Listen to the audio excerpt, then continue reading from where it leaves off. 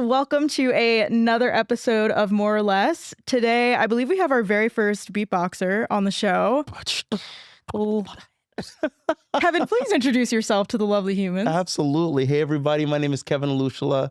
I'm part of a band that you might have heard of called Pentatonics, and I've just released a solo album where I'm talking about my life, my upbringing, and how I want everybody to be their own misfit. I love it. Perfect intro. In this moment, one word to describe how you're really feeling.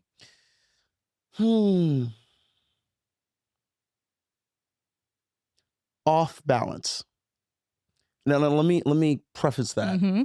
I feel balanced, but it's skewed because right now I'm doing something that I absolutely love, which is to show people my heart through music. And I feel like I'm missionally aligned.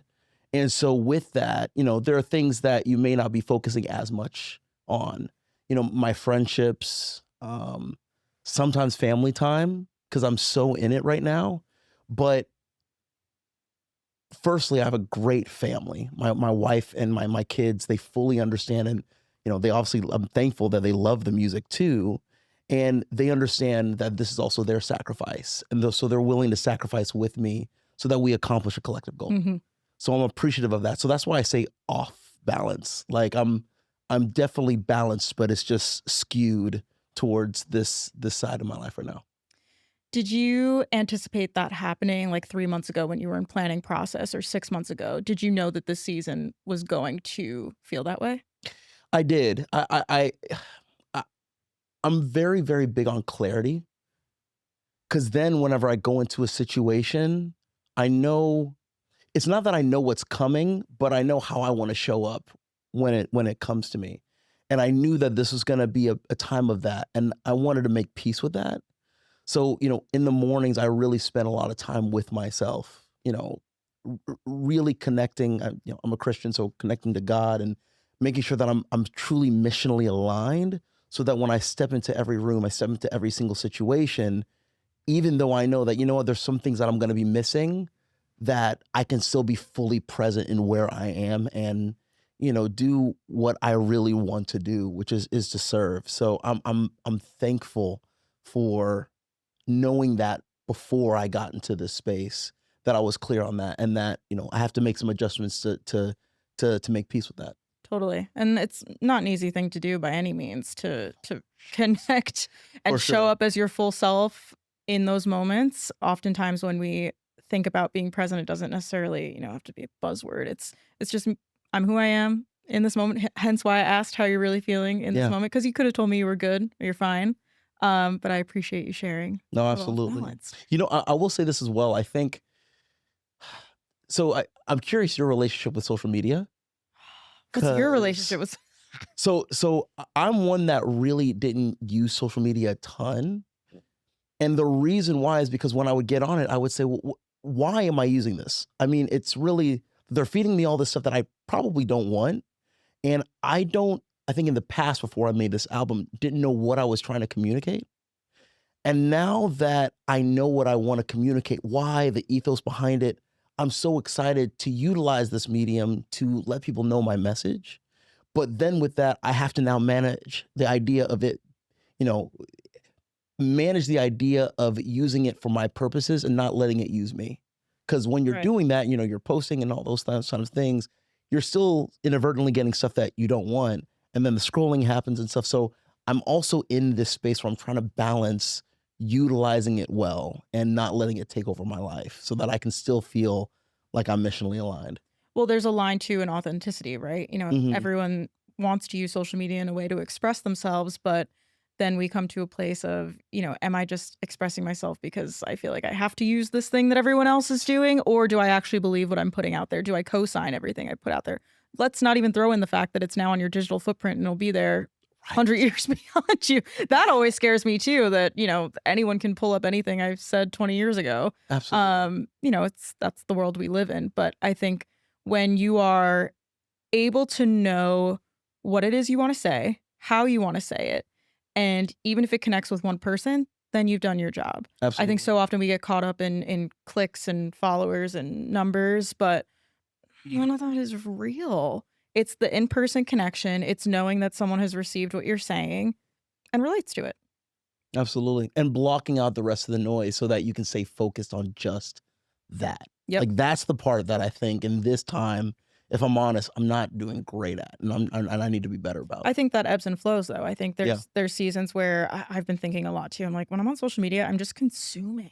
Yeah, I yeah, feel like yeah, all yeah. I'm doing is consuming, and I know that ads are fed to us all the time, and influencer culture, and they're selling us things too. And I feel like I'm just consuming so many things that I don't care about. Consuming content that sometimes makes me laugh, but it's just consumption, consumption, consumption, and that's not how I want to live. That doesn't feel present. That doesn't feel fulfilling to me. But Completely. it also feels like every time I touch this device, that is what happens, no matter Mhm. what I click. Do you go through seasons whenever you're deleting the social media apps on your phone? Because that I was toying with that in this season, but I go, Yeah, this is a little bit harder because I want to talk about my music. I want because to of where. talk about Yep, what I'm doing. yep, In the past, much easier because I was like, I don't know what I want to talk about. So it's easy for me to delete this stuff. yeah. Right now, I'm like, oh, I want to talk about it. I want to share. I want people to hear my heart. Oh no. I wake up. So how did this post do? And I'm Notification. like, Yep, yep, oh yep. no, now it's like in my mind and it messes with my my psyche sometimes. And so that's the one thing. Like I feel like deleting it. I wish I could do it in the season, but it's Yep. just a little or honestly, I wish I could be like Ed Sheeran. Just be like, And not have a not have a phone. phone. And then, but I know my manager's right there. She's like, don't do that. Hey, Don't get any ideas. I love you. Not that, please. Make my life really, really hard. No, you are not the first artist to sit down and say that. Mhm. I think everyone finds their own rhythm with it, but it's not easy, especially when it's a big component of what you do and how you reach people. Yeah, absolutely.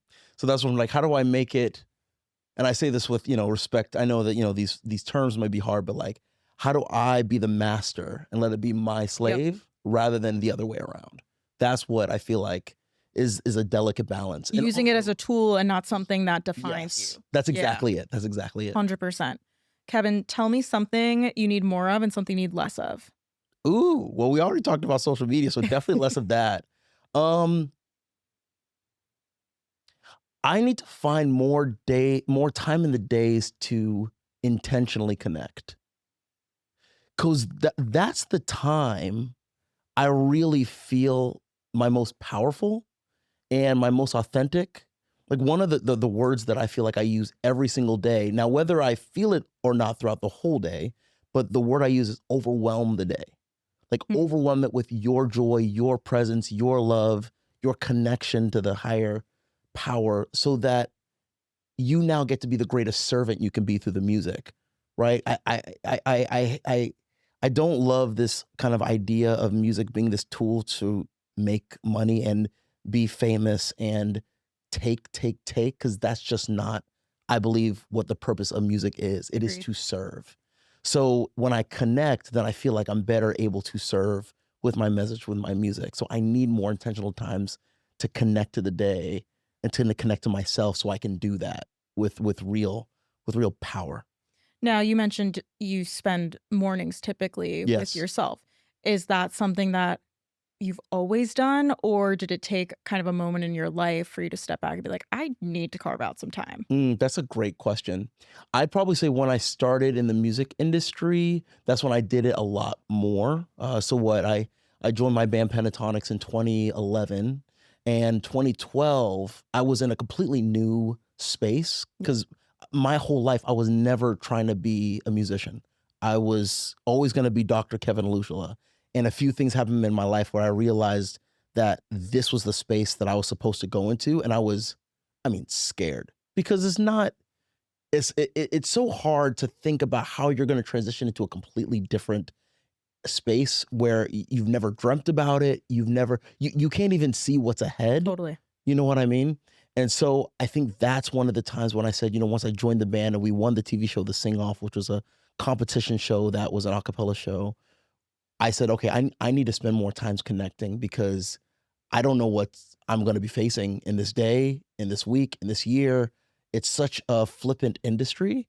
So finding those times to connect in the morning really centered me on saying, you know what, I'm okay because I'm covered. Yeah. And so that really is when I got more intentional about it. Yeah. I think you are thrown into an industry that has so many ups and downs, Mhm. super fast paced, that I mean, at the end of the day, this body that we're in is what we have without getting very deep. No, for sure. It's what we have, and we have to take care of it, and we have to be intentional in how we spend our time. So when you are in an industry where it's go here, go there, this time, this time, this time, it's so important, I think, to when you're in those positions that you have to make me time. Otherwise, you can't go be Kevin for everybody else. Mhm. Yeah, I fully agree. Like, and like you said, it's like you reconnect and then you serve and then reconnect. It's this constant, almost like a renewal or like a maintenance process. Yep. It's like a sanitation process almost. You take in the world, you take in the world, you take in the world, and then I need that time to release it all so I get back to the purity of who I am.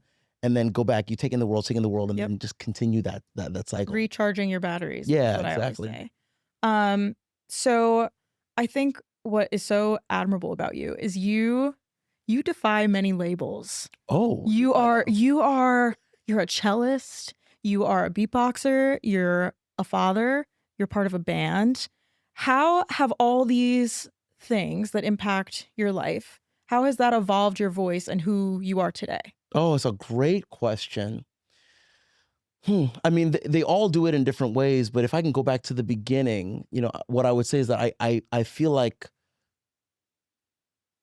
I didn't know where I fit in growing up because of all these different labels that I enjoyed about myself. Mhm. I'm a classical musician, love classical music, but I think in that time, a lot of people would look at me and go, "Well, you're an R&B singer. Do you do rap? And I'm like, no, no, no. I love classical music. Wait, that doesn't make sense. But you're I don't know what to tell you. I'm a classical musician. So it's like things like that where all these things that I loved, people didn't know what to do with me because of either the way I looked or certain stereotypes in culture. And finding that truth about myself and owning that was really, really tough because I did want to fit in. Like Yeah. I want to have friends that just accept me for me, or I can go to a certain space and they just go, "Oh yeah, you're one of us," which is hard to do because there were parts of me they loved, but not every single part. And so I think that whole journey paralleled my artistic journey because I was also trying to reconcile all of these parts that didn't make sense together. Like I'm playing cello, but then I'm beatboxing on top of it. Well, hold on. Classical music has hundreds of years of this Mhm. pedagogy that you don't tarnish with something like beatboxing. It's like, well, I don't know what to tell you. This is interesting to me. And I know it's weird, but to me, it doesn't feel weird. So it's like, how do I reconcile this in a way that feels like me? And once I feel like I reconciled those things musically, it also reconciled those things in my personal life because they were to me one and the same. And that's why doing this album feels so freeing because I finally accept me for who I am. Yeah. Does it feel like you've cracked the code? Like everything just kind of aligns? That's a great question. I would say I've cracked the code for sure. And I think that's why I call this album Dawn of a Misfit.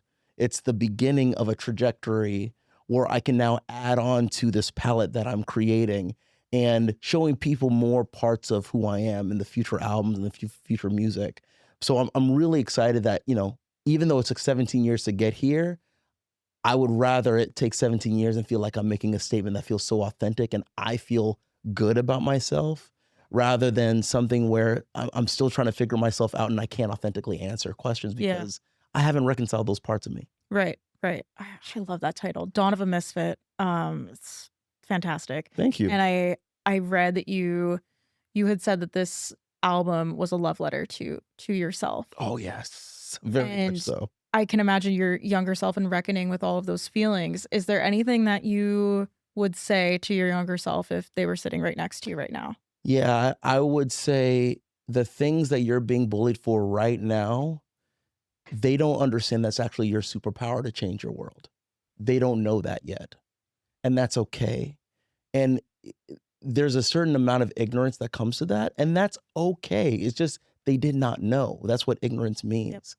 But that doesn't mean you should stop trying to figure yourself out. And you'll understand that society will say its things. Keep searching within you. Don't let them taint your vision. Or if you're trying to understand certain things about yourself within society, try it and then say, does this really, really feel good to me? So that's what I would say. Just like it's okay. Your superpower's still in there. They just don't know yet. Yeah. You'll be fine. And I resonated with what you shared earlier.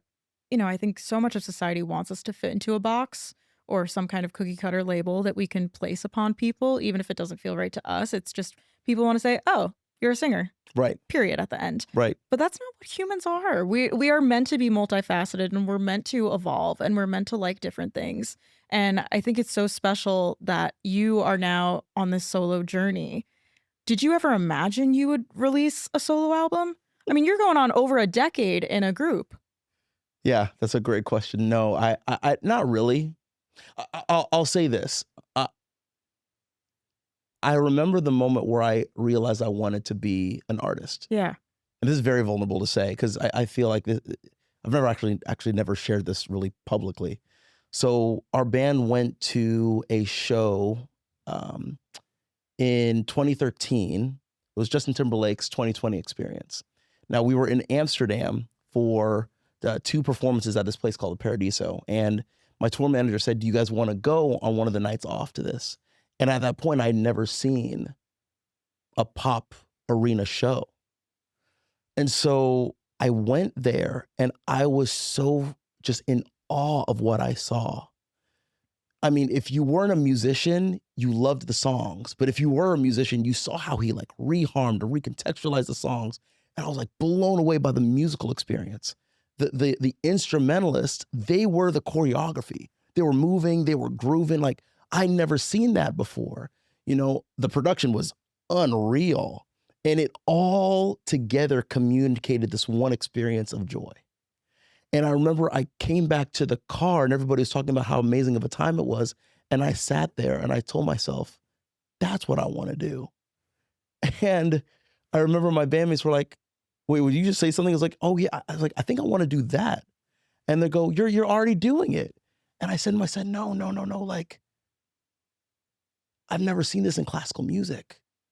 I've never seen instrumentalists dancing. I've never seen them have that kind of like spark and life. I'm like, can I bring that? And that's when I said, I really want to start to develop this. Now, I didn't know it was going to come into this album because that's 2013, Yeah. like 9 years, or like, yeah, I guess like 9 years as I was like making this album. But like, it was the spark that made me realize, like, let me start. I don't know how to start, but let me at least start. And so it changed my life Wow. completely. So thank you, Justin, 20, if you're hearing that. Yeah, Wow. 2013. Amazing. And I can imagine on days where this is really hard, or there's days that, you know, you're on a tour bus and you're sick or down in the dumps, is that the moment you come back to? Oh, I'd say it's one of the moments, but actually the main moment I think to is, um, I'm living for my children.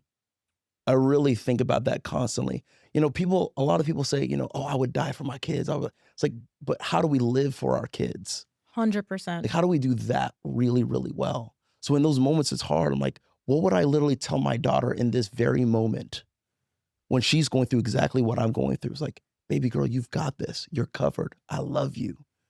What's the next step? Okay, block out the noise, get clear. Where can you go? Where's your power? You're built for this. And when I do that all the time in the gym. All the time in the gym when I'm lifting weights, I'm thinking about like as if I'm coaching my kids. Like, you've got this. Oh, dad, I don't know if I can do this. You can do this, kid. I don't know if I can do this. Dad's right here to help you. Don't worry, I'm holding the weight with you. I've Yeah. got you. Those are the things that I'm thinking about when I'm having the hard days here. Yeah. Wow, that's amazing. And you know, you said your mission is to spread love and it's evident just in the way that you show up and want to spread joy on those days when you are burnt out or experiencing self-doubt. I imagine your children is what you go back to. My family, Yeah. absolutely. They're the reason now why I do everything because I really want to show them a different way to live, a different um how do I say this? I think growing up there were certain things I didn't get to see because one of the times and two because of my parents as immigrants, they didn't know certain things. They didn't know better about certain things in how to think about how to raise in America, so just certain aspects. And I'm appreciative of everything that they've given me. But there are things that I want to change so that they see a different way where they can pursue their dream unapologetically, and it's going to be hard. It may not look like what was supposed to be carved out to you for like doctor, lawyer, engineer. Yep. It could be creative. You could be an archaeologist. Like, I want you to pursue that, but it may be harder than the typical path. Again, those are the things I didn't really see in my context growing up. And so I want to give them that perspective that it's okay to pursue those things with their whole heart, and you'll be okay, because their dad did it and he made a living doing it. And yeah, that's what I really want them to see, because I want them to have that freedom. So that's so cool. Thank I love you. that. Thank you. Because for you growing up, from what I know, and you can tell me, Yeah, of course. but Please. you know, doctor, lawyer, engineer, a traditional path was set ahead for you. Mhm. Versus, I mean, even when you started piano at a very young age. Yes. I did. 4 years old was piano, 6 years old at cello, and then 10 years old at. But was it ever brought to you that you could pursue that as a career? No, I don't know. It wasn't that. It was never that. It was more so the traditional become a doctor. Yes, but let me be clear. It wasn't something that they like put on me. You have to. It was what they knew, Right. and I was excited by that. I actually didn't want to be a musician. I loved the idea of being a doctor. I loved the idea of pursuing that. But when I felt this call to do another thing, that's when I think that's when the tension happened, because we were all in agreement that I was going to do this thing, and I loved it. So there was no need for tension. There was no need to bring up hey, there's an issue with this. There's none of that. Like, we were all in alignment. So I want to be a parent that, even if they're wanting to do something different than maybe what I would perceive or think of, that they know their father is open enough to go on that journey with them, present the real challenges, because it would be foolish not to as a father, but also give them the perspective to help them see how they can make it feel like them, just like their dad did it in music with Pentatonics and all with the solo album. I want them to have that perspective so badly, because my parents didn't know how to give me that perspective. And everything they did give me, I am super appreciative of. They're my best friends still today. You know, I love them and I appreciate them. And, you know, I want to just further that narrative for my kids. Yeah, and it sounds like you've been able to learn and cultivate all the findings that you got from them, and figure out how you want to infuse that and how you raise your own children. Absolutely. I want to segue a little bit into going solo a bit. Sure. What has that been like for you? What have you learned about yourself in this journey of going solo? So I'm going to say two things. I have a journal that I write in, because I think journaling is such a great way to get out of your head. Love that. And one of the things I wrote was that I wanted this to be a healing sap for the hard parts of my life that I never reconciled. And I feel like, one, it's done that in going solo. But two, the thing I remember telling my band when we were having some of our clarity sessions for the next kind of iteration was that I feel like this is something that I need to do, because I want to learn how to take ownership of the wins and the losses. You know, when you're in a band of four others, with four other people, it's amazing that you can all share the wins and losses together, and also the challenges. So you're not doing it on your own. But there's a certain level of having to rise to the challenge that's exponentially higher, I think, when you're doing it by yourself. And learning to trust your gut, trust your instinct, trust your own leadership, which I don't think I really developed as much. And, you know, it's not a bad thing. No, naturally, though, when you're with other people. You're with people, and it's a beautiful thing that we can share that together. So this is the first time where I got to wrestle with myself a lot more, and I wanted that. I wanted that wrestling. I wanted that ownership. And they were super open with it, you know, because everybody in our band does their own solo stuff. And that's what I think is so good, because we need that individualistic growth, so that when we come back, we feel more sure of ourselves even in the band, and we're bringing new ideas and aspects to this place too. So I think it's been super healthy for me, and I feel like I've definitely gained a lot more ownership over my life and how I want to lead and how I want to show up because of it. It's so important that you share that too, especially for anyone listening that's in a band or a group. I think taking ownership, believing in yourself, building that confidence, it's not something that happens overnight, but when you put yourself in situations that creatively challenge you, Yes, that's where the growth comes in.